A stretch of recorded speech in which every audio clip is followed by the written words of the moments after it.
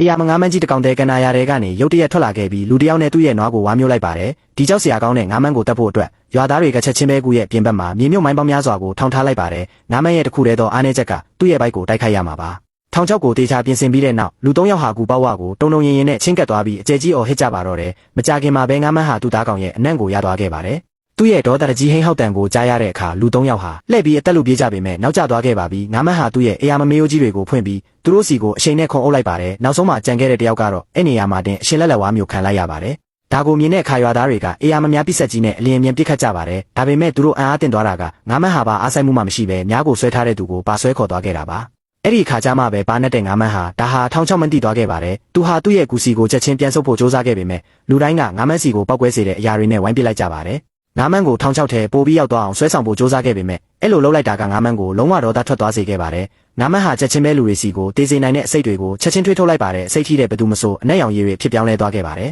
ကံကောင်းထောက်မစွာနဲ့ငါးမန်းကိုမိုင်းကွင်းထဲကိုအောင်မြင်စွာမောင်းသွင်းနိုင်လိုက်ပါတယ်ခေါင်းဆောင်ကချက်ချင်းပဲကလုတ်ကိုနှိပ်လိုက်တဲ့အခါမှာတော့ဘုံကပေါက်ကွဲသွားခဲ့ပါတယ်လူတိုင်းကငါးမန်းကြီးကိုနှိမ်နေပြီးလို့ထင်နေတဲ့အချိန်မှာပဲငါးမန်းကြီးကပျောက်ကွယ်သွားခဲ့ပြီးခဏအကြာမှာပဲငါးမန်းကြီးဟာတောင်ပေါ်ကနေပြန်ထွက်လာပါတော့တယ်